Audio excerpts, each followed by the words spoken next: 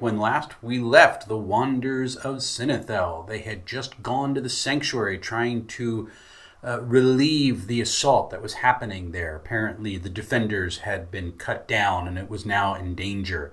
Yngva, Finn's daughter, had rushed in trying to save the sanctuary from whatever mischief these chaotics were up to, and immediately got slashed by a Dwaro who was there waiting in ambush.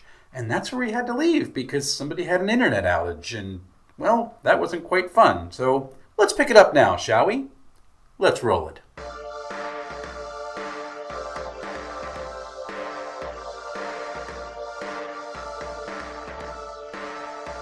Okay, so at the start of the battle, as we said, Yngva had been ambushed. She had rushed into the entryway of the sanctuary, and one of these dwarf-like creatures, these dwarves who had been twisted by the power of chaos, stepped forward and blocked her path and did some significant damage to her. On this image, I'm not showing what the actual damage was at the time, I'm just showing positioning. But here we have Yngva, who has marched in, and she does notice that there are more of these dwarf-like creatures in there, including one who is up near the altar where the embers of the Dreamfire were kept. And she knows that she has to stop whatever that big one up there is doing. The rest of the party doesn't know what's going on. Avenwen and Pepper and Freya are all outside near the mayor and near that other NPC Wander who had been cut down in the defense of the sanctuary. They've heard Yngva get hurt, but they really can't see in all that well. The person who probably has the best look in is Avenwen, and he can see that there are some of those dwarf-like creatures that are in there, but he has no idea if that's all of them or how they're really positioned. He can just barely make them out. He also can't see who cut down Yngva because he's directly in front of her and he's down below a little bit. So he's a little nervous at this point. Pepper and Freya, on the other hand, are even further back down the road and they can barely see into the sanctuary. So they have a very difficult job ahead of them right now. Yngva can't quite call out where everyone is because she's a little preoccupied. She's just been slashed at with an axe. Avenwen needs to get in there somehow, and Pepper and Freya also want to get in and be able to inflict damage. And this is where things get rather interesting. For we roll initiative, and Freya gets very, very high, and she decides she's going to move into the sanctuary. And from where she was at the beginning of the battle, she actually had enough to rush into the actual main hall of the sanctuary by about 5 feet. So she rushes in, and she kind of makes out that there is one of these dwarf-like creatures off to her right. And she's got her bow out and ready, and he's not in point-blank range, so there's no penalty. In fact, she's got a bonus that's short range. So she spins, let goes, and fires, and Freya just nails the hit. She rolls really high on her attack.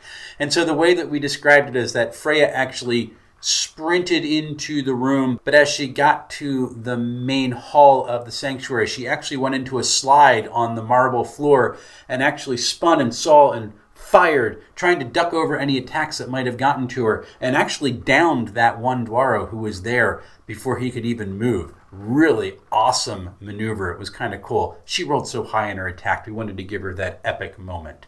Avenwen then decided that he was going to move in, and he thought that this was probably an appropriate time to unleash one of those magic missiles. So he stepped forward and pulled out the scroll and read it, and the magic missile went flying. He successfully read the scroll, and he targeted that larger, more authoritative-looking dwarf-like figure who was up at the altar and did some damage to it, but not quite as much as he was hoping. So he's a little nervous at this point. Pepper, for her part, she doesn't know what to do. She kind of steps in as best she can and takes a shot at one of the Dwaros and actually manages to put him down. Not a whole lot of hit points with these folks, but there's enough of them that it's a little bit of a risk if you let them get some momentum. A couple of the Dwaro were armed with bows, and so they took up positions inside the pews and had partial cover, and they were taking shots now at the heroes. A couple of them hit. Folks are wounded, and stuff's not looking good because they're already beaten down a little bit from the battle at the gate. They're not sure if they're going to be able to fight off this attack. But that first round of combat ends, and they're able to beat it off. However, they all look in horror up at the sanctuary as the one dwarf up front has this great maul and begins to pound on the box where the embers of the Dreamfire are kept. And he's trying to damage it. But man, rolled really low for that attack. And so he just clanged off one of the metal frames of that box. And at this point, the party's like, we have to stop that. Everything else is no longer important. This starts a new round of initiative, which in Basic Fantasy, everybody re-rolls. And I forget exactly what the order was, but I do think that Ingva rolled rather good at this point. So she manages to attack and take out the Dwaro who had attacked her, puts him down, and is now free to move into the main hall of the sanctuary if she so chooses in her next movement. Avonwen steps forward and decides that he's going to now pull out his bow, which I allow him to do, and he's going to take a shot at one of the Dwaro who is in the pews. Doesn't quite hit, but at least he's now in and able to move freely around. He doesn't have any spells at this point, so he's left with his bow and with his sword, and that's it. Freya, on the other hand, is the MVP of this entire fight because she just wants to kill some chaotics who have attacked her town. Player was a little bit tense and was like, I need to go stab something, and rolled really well, which is kind of cool. So I had Freya just completely discard her bow. So she wasn't going to be able to pick it up and fire it again without going back to retrieve it at this point. She drops it, pulls out her sword, and rushes forward to one of the other dwarf-like creatures and does a stab. Manages to hit, doesn't quite kill it, but does a little bit of damage, and this thing is now wounded in front of her. Really, again, good move. MVP Freya was wonderful. Pepper stepped forward into the entryway of the hall and started firing her bow off at people. She can't quite hit, but she knows that she needs to target this big one, and that's what she plans to do next. Awesome moment.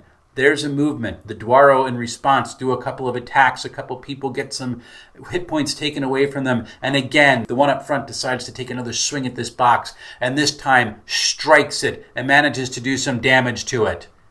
A whole 1 hit point. I really thought there was going to be much more tension about this big Dwaro priest-like figure up at the front of the altar trying to destroy their sacred relics, but he rolled really poorly. Round 3. Initiative is re-rolled. Again, the Dwaro roll lower, and the party begins to move into the sanctuary proper and starts cutting down the guards who are left. Ingva rushes forward, heedless of all danger, just trying to get toward the priest who is up at the altar trying to destroy the embers of the Dreamfire. And at this point, the Dwaro priest looks around and realizes that this party is coming closer and closer. So this priest decides that he's now going to take direct action against the party. Starts whispering in this tongue that feels very chaotic. Something that is almost familiar. Ingva recognizes it as something divine, but different from what she's used to. And as the priest points and holds out a hand, Avonwen begins to feel himself tense up as though something is beginning to hold him in place. He has to roll a save versus paralysis, or he's going to be held. And so Avonwen rolls his dice and makes his saving throw. He's able to shrug off the effects of the spell and is ready to march forward again on the next round. This brings us to round 4. This time, the Dwaro priest rolls the highest initiative, turns and smacks the side of this chest and does some significant damage to it. There's cracks that now appear to it. You can just barely see the glow of the embers of the Dreamfire on the inside, and the party knows they have to get to them fast. Ingva sprints forward with her mace at the ready and begins to engage with this Dwaro priest so it can't do any more damage. And the two thieves go off to the different sides of the sanctuary so they can get a better read on it. And Ingva shouts, "Just fire! You have to stop them!" And they begin to attack with their bows. And the party is actually able to take out this Dwaro priest before he can do any more damage to the box that holds those embers. They realize that now they've done their job. They've saved the sanctuary. But what's going on in the rest of the town? And they stop. And they listen. And they realize it's all quiet. They hear the occasional sound and groans of pains and shouts of people looking for help. But the sounds of battle have died away. It's almost as though taking over the town or invading the town wasn't the point. The point was just to get this group in here that could do the damage to the sanctuary. And once that had been achieved, the rest of the battle didn't matter anymore. The party very cautiously moved out of the sanctuary. And they saw the mayor down on the ground, who's now being stabilized by Stonefist Glenheart. And she's going to be okay. And as they watch and wait, they realize that the battle is over and that Cinnithel has stood. It's a very rough night for the group. They realize that about 300 people from the town have either been wounded or killed, which is a significant portion of this population. These are people that the PCs grew up with. They knew personally, and now they're just gone because the Chaotix had come. And the group is there trying to figure out how best to move forward. What can they do? And they spend a day checking in on the people that they knew in town. Ingva goes down and talks to her cousin to make sure he's all right. Pepper decides that I'm going to the bar, and Freya says, I'm joining you. And they all go to Tom Lenvey's tavern, and they sit down, and they just have a wonderful day drinking, realizing we've just survived something terrible. And even Avenwen, after checking in with his mentor and making sure that he was okay, goes back and instead of ordering his customary tea says, I think I need a glass of ale. And that's how they spent the day.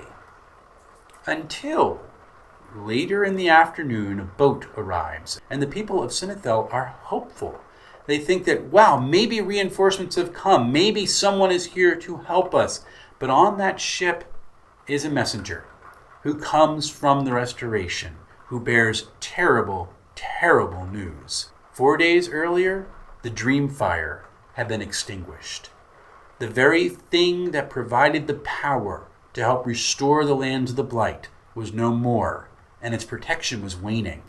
He brings news that the town of Therapon, which is a much larger city inside the Restoration, has actually been attacked in a very similar way to how Cinnithel had been assaulted. And though they were able to repel the attack, there's still great danger out on the road.